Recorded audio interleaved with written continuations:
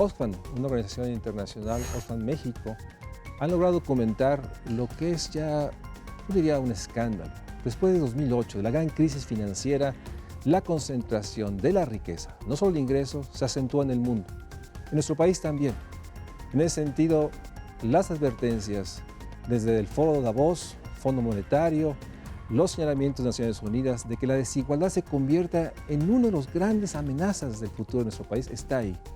Por eso es muy importante fortalecer la conciencia, el esfuerzo que tenemos que enfrentar la desigualdad. La desigualdad en nuestro país, que está atrás de los fenómenos de pobreza, de exclusión, de discriminación, de una creciente vulnerabilidad. Por eso, para mí es muy importante dar a conocer los esfuerzos de Oxfam México para seguir trabajando, para seguir buscando una política pública, un compromiso privado para generar un país que promueva la equidad como condición para crecer y crecer para lograr esta equidad. En ese sentido, hoy hablaremos sobre la urgencia de poner en el centro del esfuerzo nacional enfrentar la desigualdad.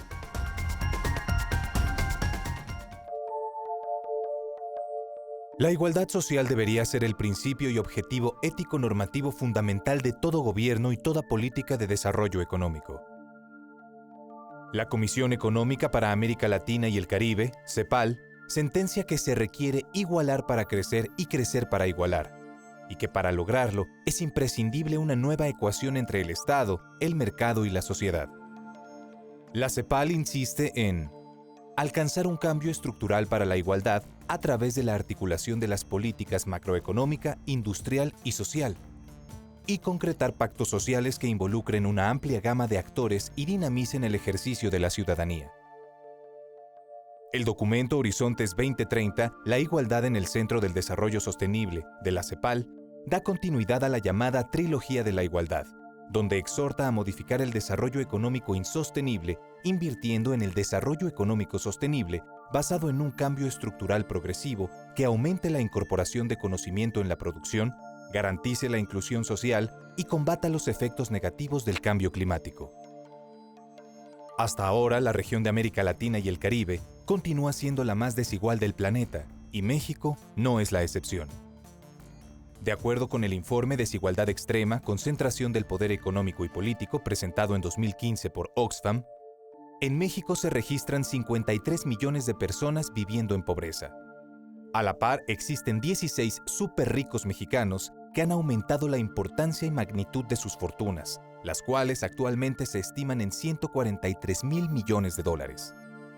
Frente a este panorama, es necesario que el Estado mexicano vincule a las organizaciones de la sociedad civil, las instituciones gubernamentales y la sociedad en general para sumar esfuerzos en la construcción de estrategias integrales que cierren la brecha histórica de la desigualdad en nuestro país.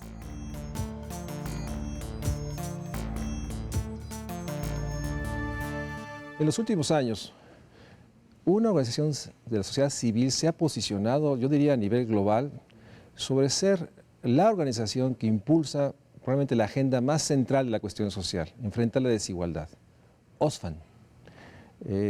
Por eso le agradezco mucho a Ricardo Fuentes, que representa a Oxfam México, que esté aquí en el estudio, para conocer más de esta organización, que los que estamos en los temas podemos decir con mucha naturalidad, pero yo parto de que hay una gran cantidad de población que no sabe qué es Oxfam, o sea, no conoce su origen, cuál es su trayectoria y cómo de repente, porque tú nos aclararás, toma la agenda de desigualdad sobre todas las agendas y tiene un enorme éxito en términos de construir documentos que hagan visible lo que los académicos, los historiadores habían dicho desde hace mucho tiempo.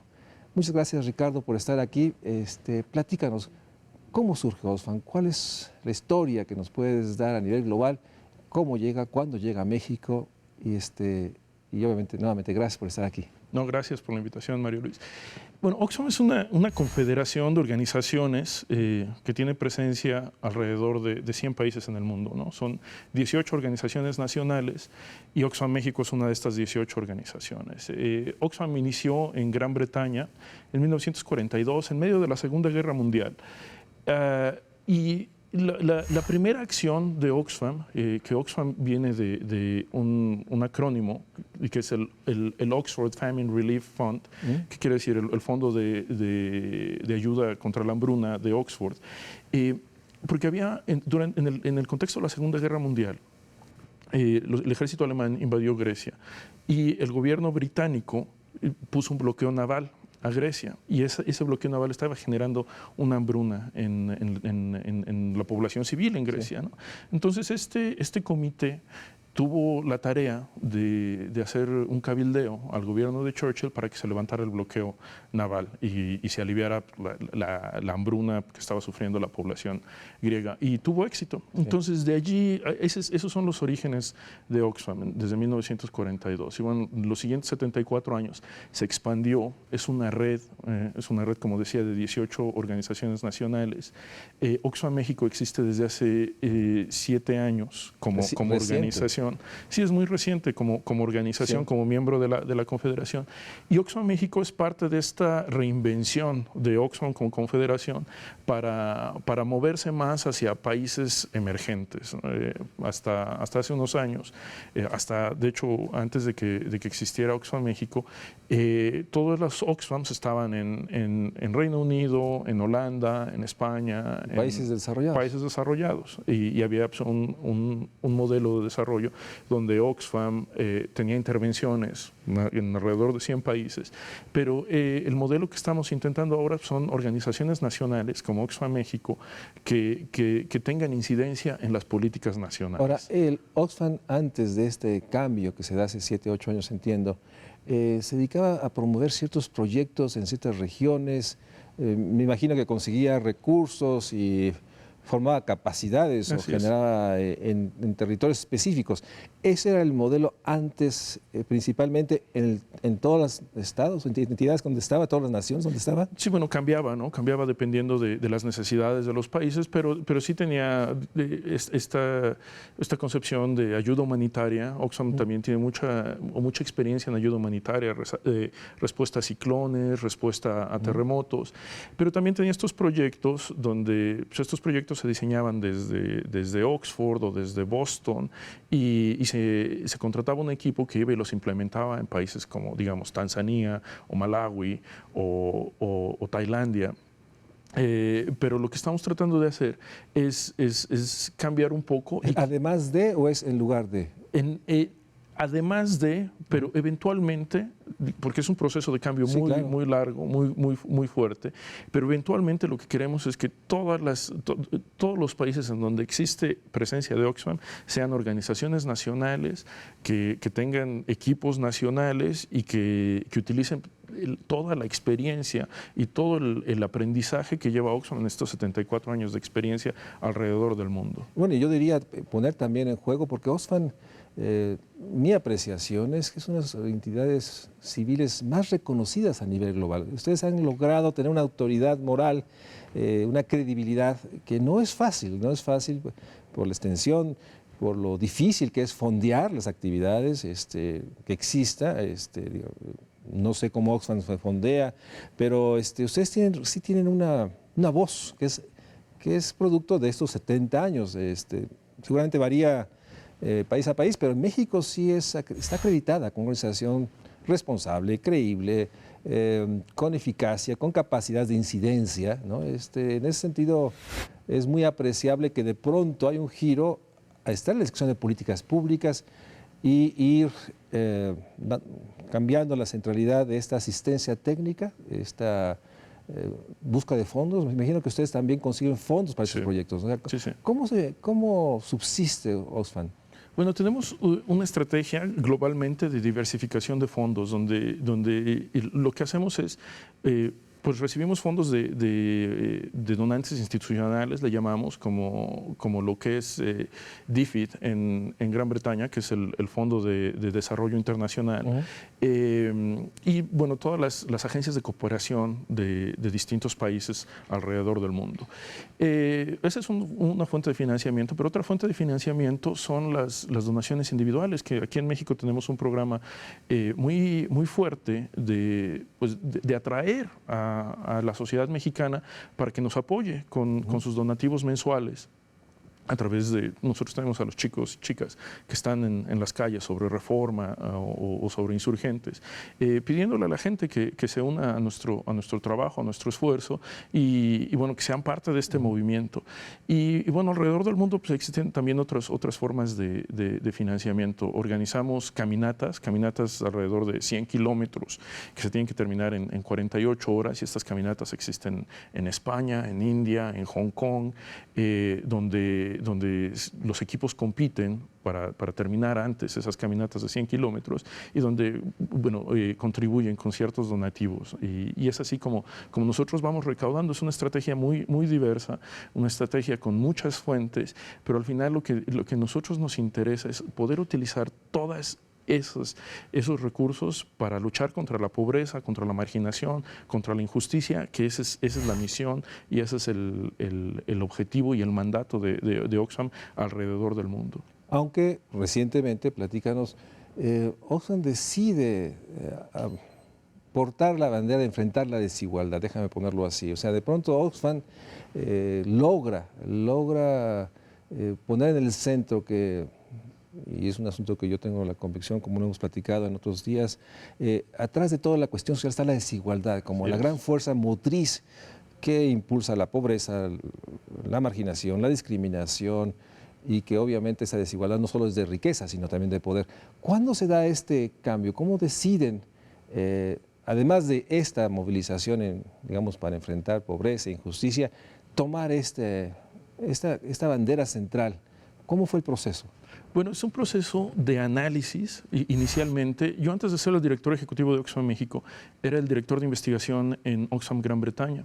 Y desde allí yo tenía la responsabilidad de identificar cuáles eran las tendencias en el área de desarrollo internacional alrededor del mundo. Y un tema que habíamos identificado con mi equipo y con otros miembros del grupo de Oxfam alrededor del mundo era esta creciente desigualdad, la concentración de la riqueza y del ingreso en las manos de unos pocos. Y esto tiene que ver con ventajas y avances metodológicos que tenían académicos alrededor del mundo, académicos tan famosos como Tomás Piketty, pero también como Anthony Atkinson y como Emmanuel Sáez, que utilizando nuevas bases de datos podían calcular cuál era la proporción del ingreso que iba al 1% más rico. Y también otros académicos que empezaron a calcular cuál era la distribución total de la riqueza, no ingreso, ¿no? Alrededor del mundo. Y utilizando esas bases de datos, nosotros nos habíamos dado cuenta que había una tendencia alrededor del mundo muy preocupante, que era pues, la proporción del ingreso que va al 1% iba aumentando en la mayoría de los países para los cuales teníamos datos. Y fue allí, desde este tipo de análisis que estábamos haciendo desde la Confederación, donde lanzamos un documento a principios del 2014. Déjame hacer un corte y regresamos a que nos expliques, porque sin duda, como bien lo marcas, los académicos del mundo logran poner en el centro, y obviamente está el libro de Piketty, que se convirtió, digamos, en el bestseller económico, pues yo diría del siglo XXI hasta ahorita, y pone el tema en el centro, el capital. O sea, no el ingreso, el capital es el que está generando una tendencia de concentración de riqueza, de poder, que se junta con los otros libros que Ricardo nos ha mencionado, y que por primera vez parecía ser que se recupera esta vieja discusión económica, el origen de la riqueza. El origen de la riqueza y su concentración brutal, y que Oxfam, afortunadamente diga yo, logra ponerlo en el centro e inicia una campaña global, un esfuerzo global, una cruzada global, que de eso seguiremos platicando regresando del corte. De acuerdo con el documento Horizontes 2030, elaborado por la CEPAL, América Latina presenta desde hace algunos años una reducción en la desigualdad de ingresos. Los mejores logros en el aumento de la igualdad entre 2002 y 2014 se observan en Argentina, Bolivia, El Salvador, Paraguay y Venezuela. En México, las cifras de los últimos años muestran una lenta reducción de la desigualdad, pues mientras en 2002 el indicador alcanzó .514, en 2014 fue de .491, es decir, una reducción de apenas .023.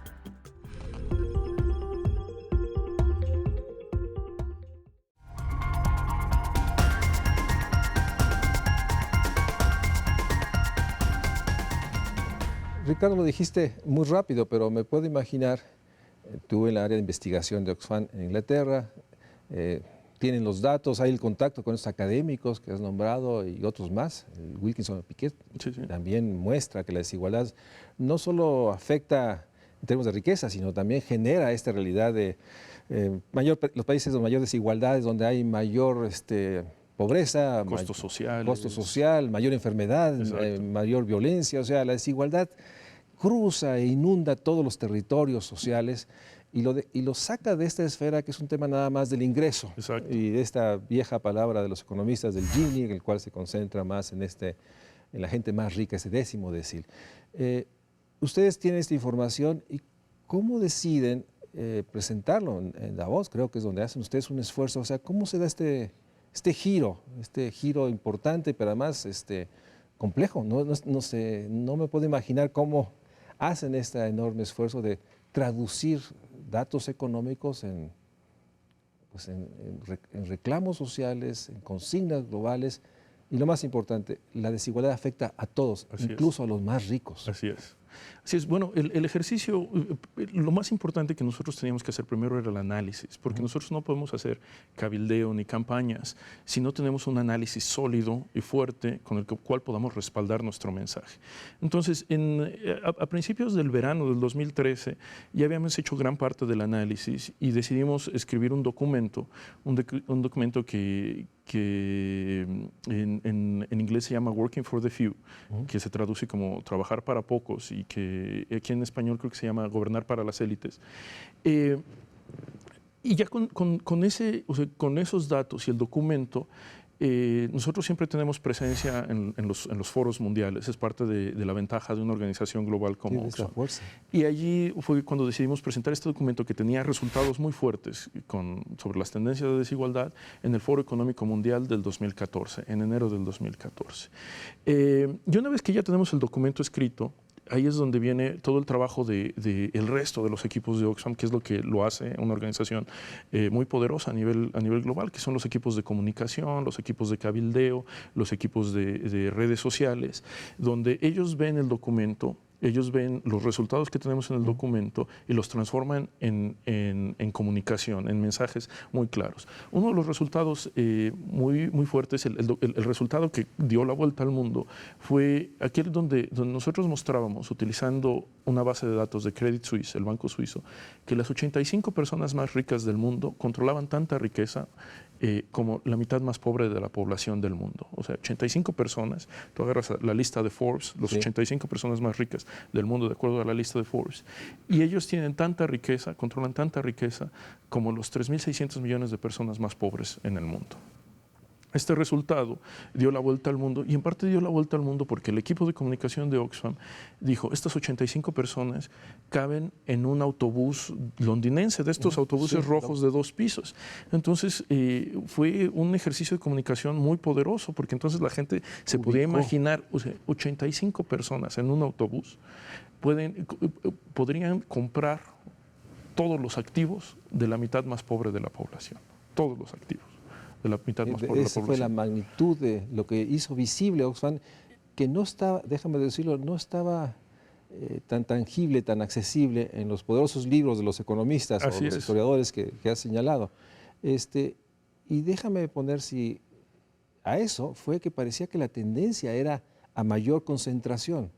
Eso también lograron comunicarlo. Sí, porque eso fue el primer resultado. Nosotros también en ese año, en el 2014, utilizando datos de ingreso, los datos de ingreso que recolectó Piketty y Saez y Tony Atkinson, vimos que había 26 países para los cuales nosotros teníamos información entre algún momento del inicio de los 80s del siglo pasado y algún momento de la primera década de este siglo.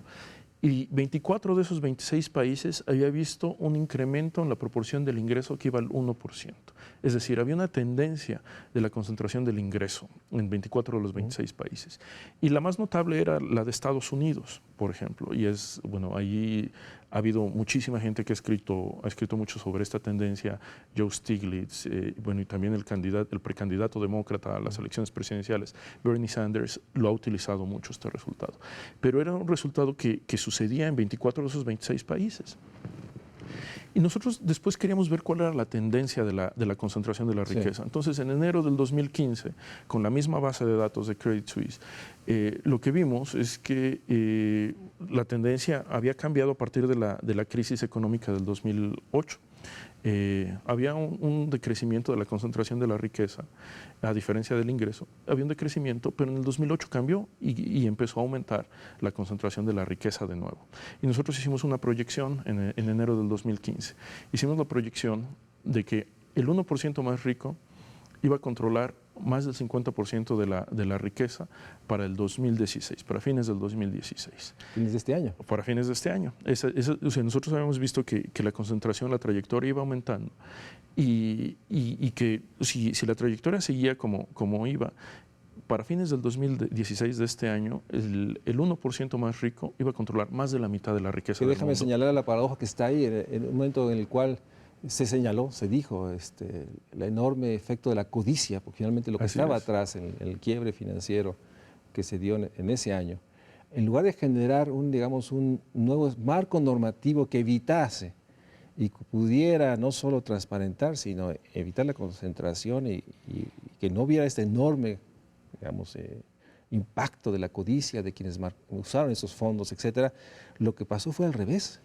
Pese a la expectativa de los indignados y una serie de documentos, fue que parece que se rompieron los diques de control y generó mayor concentración de riqueza. Y las demandas por nueva regulación financiera, al final todo eso quedó enterrado, y lo que sucedió fue un cambio en la tendencia donde había más riqueza en manos de unos pocos. El triunfo de los ricos más ricos del mundo, finalmente. Y fíjate, cuando salió la base de datos, la actualización de la base de datos de Credit Suisse hacia fines del 2015, es decir, 8 o 9 meses después de que nosotros habíamos hecho la proyección, nos dimos cuenta que nos habíamos equivocado, porque para octubre del 2015, el 1% más rico ya controlaba más de la mitad de la riqueza. Es decir, no solo cambió la tendencia, sino que se estaba acelerando. La proyección que nosotros habíamos hecho sucedió un año antes de lo que nosotros habíamos pensado. Entonces, esto lo que nos demuestra es la gravedad del problema, el sentido de urgencia. Nosotros ya habíamos identificado la tendencia, pero lo que no habíamos identificado era la aceleración de esa tendencia. Sí, y cómo la brecha crece y lo que se ha dicho insistentemente, o sea, la concentración que es concentración de poder. Exacto. Para doblar las estructuras normativas en beneficio de los muy pocos. Ahora, entremos ya al caso mexicano. O sea, ¿cuándo se decide, y si es una decisión en todos los países, de empezar a hacer estudios específicos por país? Bueno, como somos una confederación, cada organización tiene un grado de independencia. Yo siendo mexicano, el equipo de Oxfam México en aquel entonces me pidió ayuda para hacer un estudio de este tipo en México. Y bueno, yo tenía mucho tiempo fuera de México, no conocía las bases de datos.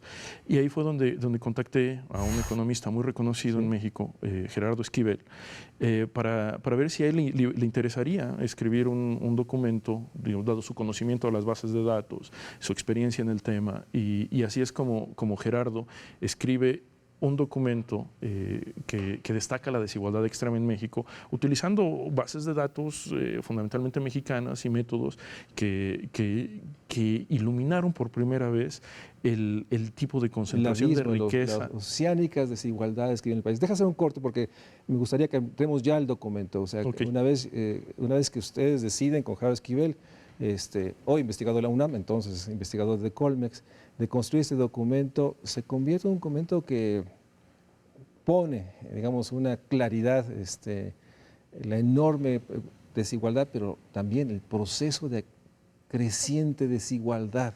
O sea, no solo es la evidencia, déjame enfatizar, de estas brechas, sino que la tendencia es que se acrecienten y el 1%, en este caso mexicano, cada vez tendrá, déjame extrapolar tu reflexión, mayor riqueza nacional si las cosas siguen así. Vamos a un corte y regresamos para seguir hablando de Oxfam, una organización global que ha logrado con una enorme capacidad comunicativa convertir lo que era una relación académica en una evidencia que logra, y que sería realmente el propósito de todos nosotros, generar la movilización nacional para atemperar estos procesos de concentración de riqueza que están generando estas enormes brechas y que por otra parte en términos muy claros. Mientras haya esta concentración, esta enorme desigualdad, no habrá manera de garantizar los derechos a todos. Vamos a un corte y regresamos para seguir hablando del esfuerzo de Oxfam México para, junto con otras organizaciones, lograr que sea parte de la agenda central del Estado mexicano, enfrentar la desigualdad. Vamos a un corte y regresamos. De acuerdo con el informe Desigualdad Extrema en México presentado por Oxfam México en 2015, en nuestro país hay un importante grado de concentración del ingreso. Los datos evidencian que en México al 1% más rico le corresponde un mayor porcentaje del ingreso total, cerca del 21%, mientras que en otros países este porcentaje alcanza un promedio cercano al 10%.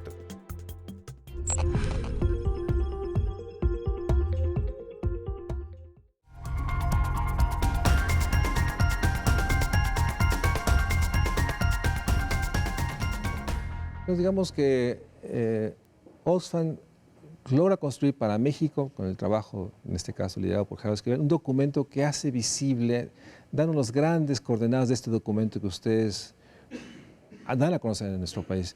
¿Cuáles serían para ti los 3 grandes o los 5 grandes mensajes que logran ustedes encapsular con la información que, en este caso, Esquivel logró articular? Bueno, yo creo que para mí la gran paradoja en México que resalta este documento es México en los últimos 20 años, lo que hemos visto es una economía que ha estado creciendo a una tasa muy baja, pero que ha estado creciendo, un poco arriba del 1% per cápita, los últimos 20 años en promedio.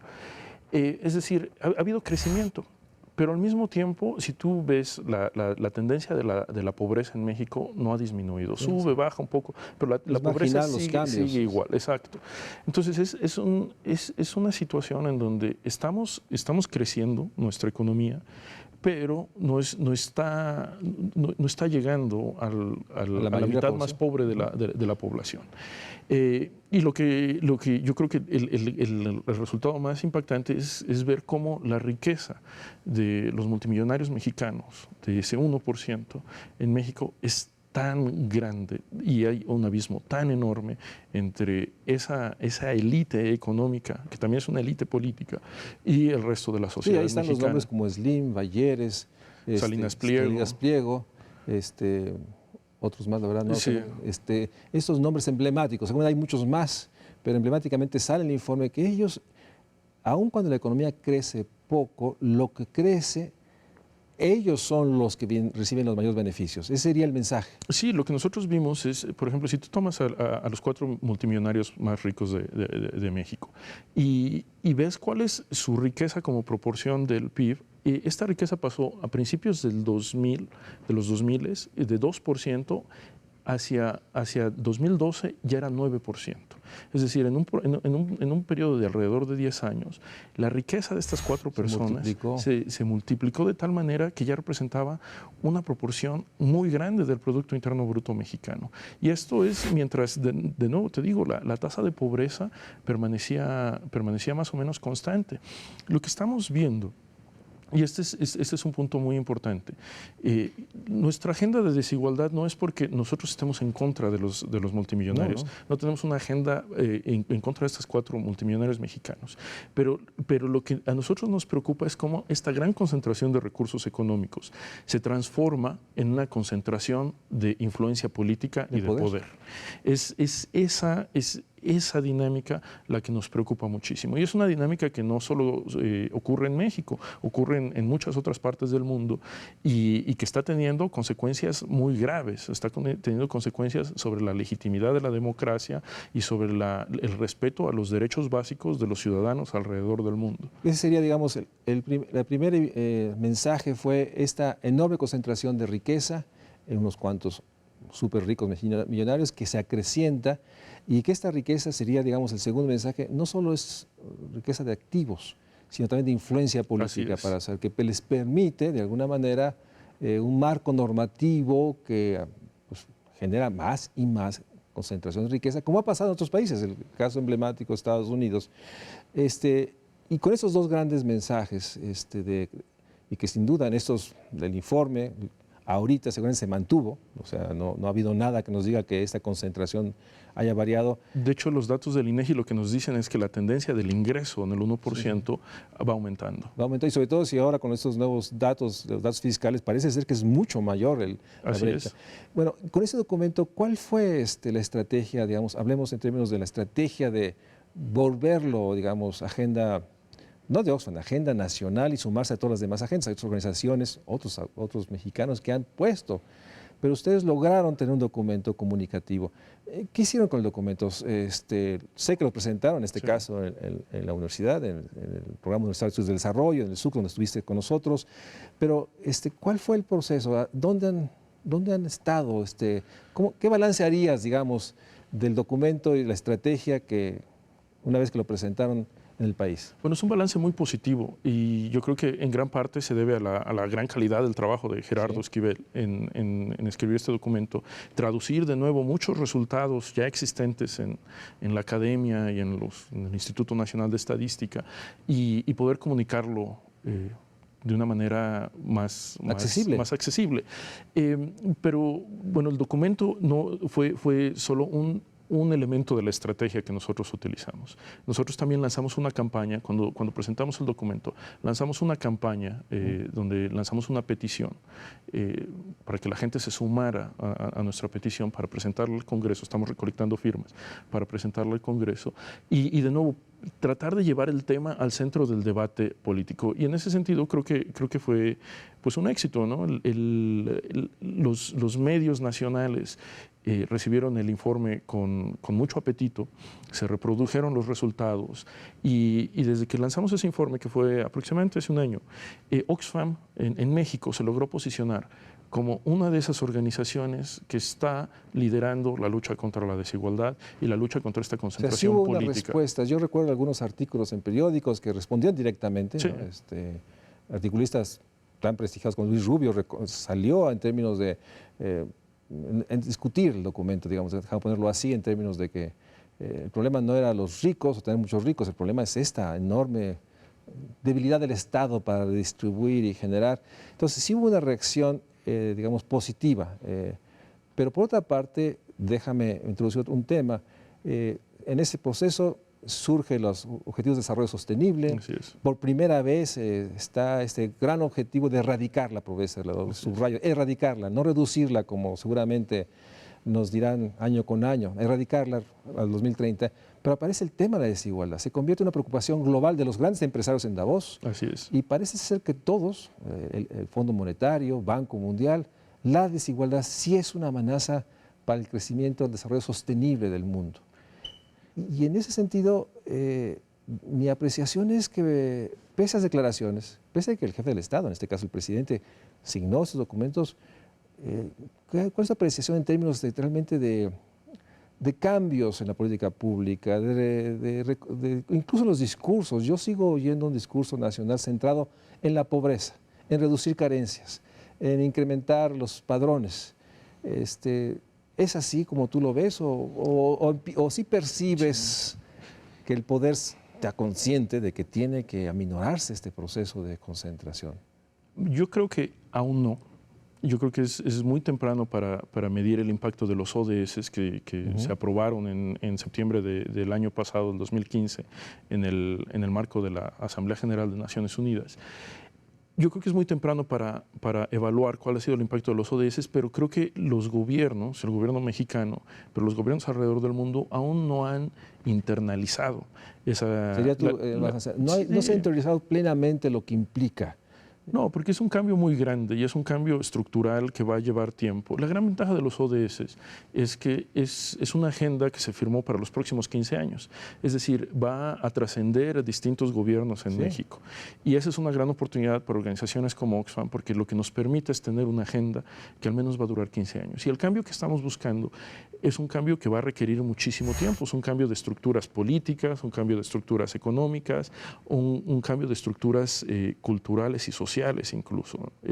Un gran problema de la desigualdad en México, la desigualdad económica, está asociado con un gran problema de discriminación. En el centro está la discriminación como proceso que impulsa la desigualdad. Sí, las comunidades indígenas en México siguen teniendo muchísimas menos oportunidades que el resto de la sociedad, y las mujeres indígenas aún peor. O sea, si tú multiplicas las discriminaciones de género con las discriminaciones étnicas, lo que tienes es mujeres las vulnerabilidades completas. Exacto. Pero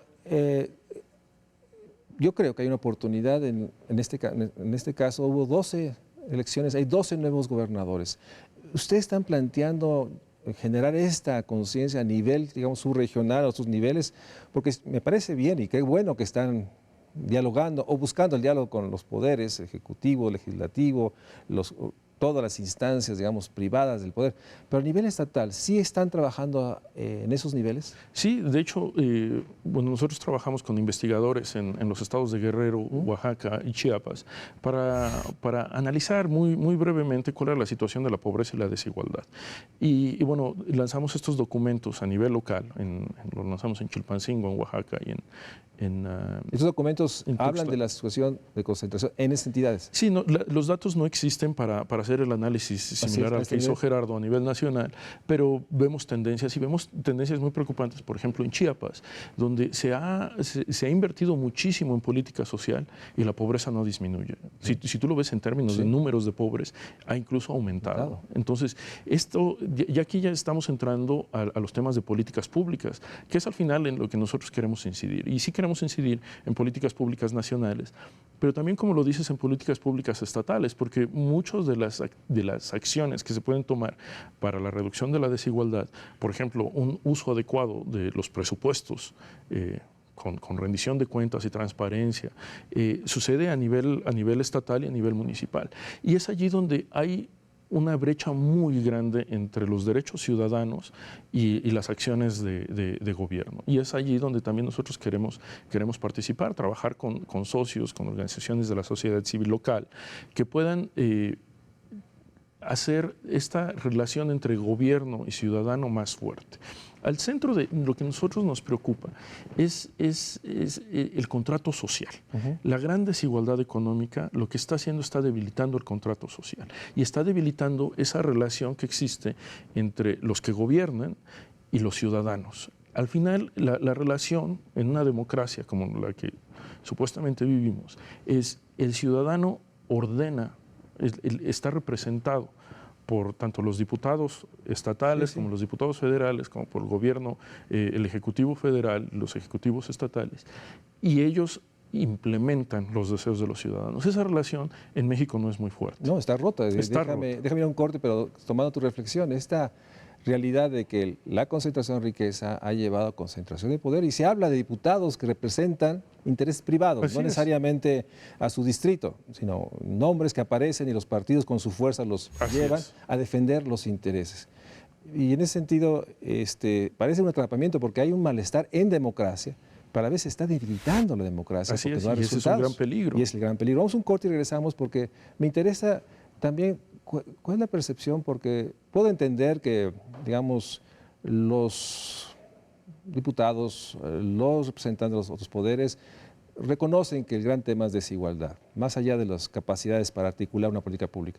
Pero también me gustaría ver tu apreciación, ¿qué dicen los privados? Porque si no hay una voluntad, esta parte, si no asumen los grandes superbillonarios, que también ellos están amenazados por desigualdad, pues se van a oponer constantemente. Entonces me gustaría tu reflexión sobre esto, regresando del corte, porque sin duda la desigualdad, como lo hemos dicho, es la gran fuerza tectónica que impulsa todos los procesos de exclusión, discriminación, de injusticia, para decirlo tal cual, que impide un México social.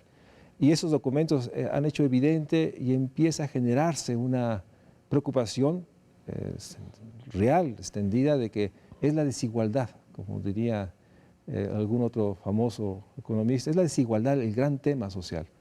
De eso estamos hablando con San México, que ha logrado posicionar el tema, junto con otros trabajos, déjenme decirlos, de Cortés, de Hernández Laos, de Carlos Tello, que hoy encuentran en esta capacidad comunicativa pues, un aliado para mandar el mensaje.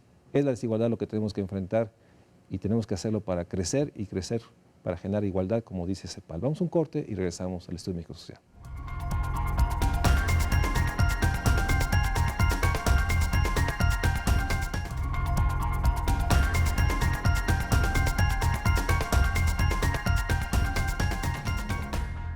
Platicamos en el corte esta preocupación. Tenemos un Estado que tiene grandes problemas en términos de su credibilidad, de su eficacia, de su eficiencia, con una agenda que desborda por las violencias, las inseguridades, por la corrupción que corroe la credibilidad. Pero por otra parte, me gustaría tu reacción, ¿cómo conmover, cómo convencer al sector privado que también la desigualdad les está afectando?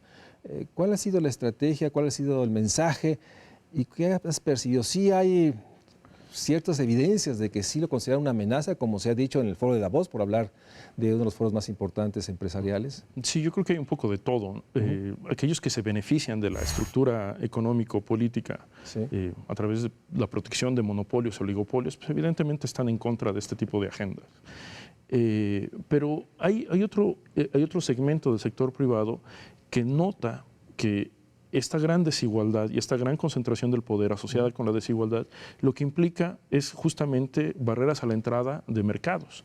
Limita la competencia económica, limita la posibilidad para tener innovación, para tener inversión y para tener un crecimiento económico cada vez más sólido.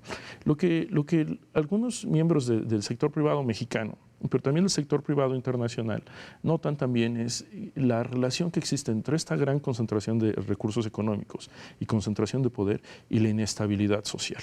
Entonces está en el beneficio de todos. Warren Buffett, por ejemplo, este gran inversionista americano, ha hecho una campaña por varios años para cambiar el sistema impositivo estadounidense. Él da el ejemplo de que su tasa marginal de impuestos es menor a la que paga su secretaria, por ejemplo, ¿no? Y Warren, que es el caso también mexicano. Tenemos las tasas que paga marginal que puede pagar los tres grandes ricos de nuestro país, conocidos. Habrá muchos que no son, Slim, Bayeres, Salinas Pliego.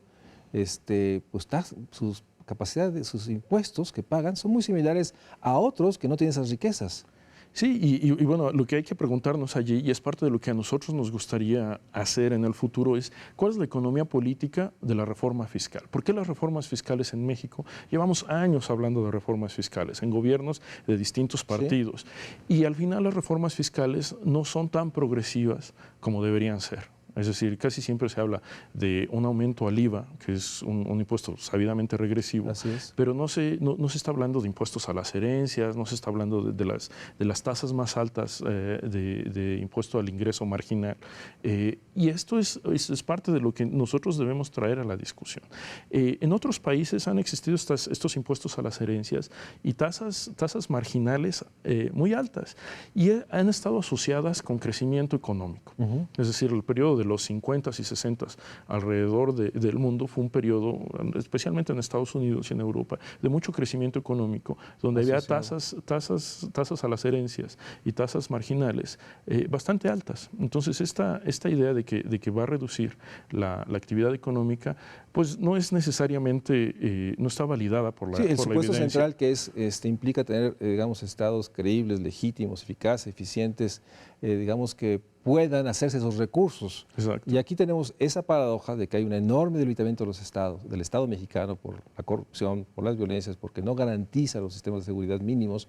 Y por otra parte, una renuncia anticipada, yo diría, y muchos, a que esta reforma que se hizo en esta administración es la única, con lo cual la habilidad del Estado para poder recuperar más, para distribuir mejor, y que es el gran supuesto, está. Pero sí hay una tendencia hacia allá, es lo que me estás diciendo. O sea, sí hay una convicción, incluso en los supermillonarios globales, de que tiene que ser vía esa. En algunos, no en todos, ¿no? Y yo creo que ese es el gran desafío global que estamos viviendo, el desafío donde hay una polarización sobre aquellos que ven esta marginación y esta exclusión social como resultado de la desigualdad, y responden con un nacionalismo y una xenofobia muy preocupante, como es el caso de Donald Trump, por ejemplo, y unos candidatos de extrema derecha en Europa y del mismo Brexit, y aquellas voces que tratan de ser como más incluyentes, más progresivas, cambiar el sistema para que beneficie a más personas. Ese es el gran desafío global en el que estamos. Y en México es el gran desafío pues, es esta relación que existe, una relación muy débil, casi rota, que existe entre el ciudadano y los gobiernos estatales, municipales, federales, y donde el punto no es sustituir al Estado. El Estado tiene que hacer su trabajo, proveer los servicios, y para eso en este aspecto es muy importante la lucha contra la corrupción, que es uno de los temas que ha capturado la agenda nacional, pero que está muy relacionado con la agenda de desigualdad. La corrupción en México sucede cuando hay muy poca rendición de cuentas, hay muy poca transparencia, hay muy poco sentido de servicio público de aquellos que están tomando las decisiones y que utilizan esa posición para beneficio personal y no para el beneficio de la sociedad. En estos días se está discutiendo el presupuesto del 17. Oxfam tiene un enorme desafío, yo diría Oxfam y todos los asociados a la idea y la lucha por un México social que implique equidad, igualdad, posibilidades para todos, derechos para todos. ¿Cuál es la agenda? ¿Cuál es el programa de trabajo que tienes enfrente? O sea, si nos puedes delinear de aquí, septiembre del 16 a el primer semestre del 17, ¿a dónde van a concentrar sus esfuerzos, Oxfam? ¿Cómo va a generar una mayor estrategia de alianzas y de sumas a nivel de la República, de este enorme país de 120 millones, que permita generar estos avances, o por lo menos esta conciencia de que es la desigualdad el gran tema social que hoy nos debe convocar a construir este México social? ¿Qué tienes planeado? ¿Qué están pensando en Oxfam? Bueno, estamos pensando en muchas acciones, pero todas alrededor del tema de la desigualdad. Es decir, estamos pensando, si nosotros ya nos convertimos en una organización que va a luchar contra la desigualdad extrema y contra las relaciones de poder injustas que están asociadas con esta desigualdad extrema. Entonces, temas que tenemos en la mesa es el tema del salario mínimo, que es un escándalo que el salario mínimo esté por abajo de la línea de pobreza, que es incluso anticonstitucional, como varias organizaciones lo han mencionado. El tema del salario mínimo es importante. El tema de la política fiscal y cómo se toman estas decisiones alrededor de la política fiscal. ¿Quiénes son los actores que influyen en la estructura de nuestros impuestos? Ese es otro tema. El tema de la discriminación económica contra las mujeres es un tema muy importante, porque lo que nosotros vemos también es que estas relaciones de poder injustas también se reproducen a nivel de la comunidad e incluso a nivel del hogar. Y muchas veces quienes sufren más son las mujeres que perciben menos salario por trabajo de igual calidad, o que tienen una carga mayor por los trabajos, por los cuidados de la casa, cuidados de personas ancianas, la economía del cuidado. Y también queremos trabajar en temas que sean muy centrales para las comunidades más marginadas. El tema del acceso al agua, por ejemplo, que tiene un elemento de intereses económicos. La distribución de los recursos hídricos en este país están muy asociados con intereses económicos, muchas veces intereses económicos extranjeros. Y nosotros lo que queremos es contribuir a que haya un balance de poder en esa negociación. Lo que podemos esperar, Oxfam, es una serie de estudios con mensajes que permitan hacer visibles estas agendas y que logre ser un instrumento para los hacedores de política pública, para tener mayores incentivos, digamos, en términos de las implicaciones que tiene las omisiones o el no actuar en ese sentido. Eso es lo que veremos en Oxfam, una serie de estudios y de presencias públicas para estar alimentando el debate nacional en términos de poner en el centro las desigualdades. Así es, y además lo que nosotros queremos hacer son alianzas con organizaciones de la sociedad civil local y comunidades para identificar cómo se puede reducir la desigualdad de manera concreta en temas muy específicos, como la distribución de recursos hídricos o como... O sea, bajar a los territorios. Bajar a los territorios, también vamos a hacer eso. Y una parte muy importante es que nosotros queremos aprender de esas experiencias. Queremos aprender de esas experiencias y y contribuir y trabajar con socios y con redes para ver cómo podemos repartir y distribuir ese conocimiento entre todos para que haya un cambio en estas estructuras. Es decir, la lucha contra la desigualdad, y ese es yo creo que en donde nosotros queremos contribuir, va a necesitar un cambio fundamental de estructuras. Y estos cambios se han dado antes. El New Deal en Estados Unidos fue un cambio de estructuras. Como el renacimiento de Europa después de la Segunda Guerra Mundial y todo el estado de bienestar que vino allí fue un cambio de estructuras. Y en México creo que tenemos que hacer un esfuerzo para cambiar esas estructuras, cambiar las estructuras para que todas las personas que nacen en este país, que tengan un acta de nacimiento mexicano, puedan cumplir esos derechos básicos y tener las mismas oportunidades para ir a la escuela, para tener una salud digna, para tener la capacidad de expresarse como seres humanos y ser protegidos por el hecho de ser mexicanos. Eso no está sucediendo ahora y necesitamos trabajar pues mejor. en eso estamos, Ricardo. Gracias por estar en México Social. Sin duda, les comento a todos ustedes que nos hacen favor de escucharnos y vernos. México Social está totalmente, digamos, en este esfuerzo conjunto con Oxfam de generar este compromiso de transformar las estructuras, para tomar las palabras de Ricardo Fuentes, representante de Oxfam México, para generar un México Social que permita alcanzar los derechos, todos los derechos humanos, y que rompamos esta enorme realidad de que hoy nacer en un lugar, tener acceso a un tipo de escuela marca el destino. O sea, una enorme ruptura que está impulsando y concentrando este proceso de mayor acumulación de riqueza. Sin duda, México Social y todas las organizaciones nos unimos a poner en el centro de la política pública, en el centro del Estado mexicano, construir una igualdad y construir una equidad, y para ello tenemos que hacer visible esta agenda, y por eso muchas gracias, Ricardo, por estar aquí. No, muchísimas gracias por la invitación, Mario Luis. Tenerte frecuentemente, porque sin Cuando duda quieran. El reto es movilizar, generar esta conciencia activa, propositiva, y que logremos que el México Social se dé, y eso será siempre posible si tenemos un México de igualdad de oportunidades, de igualdad en todos los sentidos y de garantía de los derechos. Gracias a ustedes, gracias Ricardo, gracias a Oxfam México. Estaremos muy atentos de todas las propuestas que están haciendo ustedes para multiplicarlas y sumarnos. Muchísimas gracias. Un placer. Buenas noches, gracias a ustedes.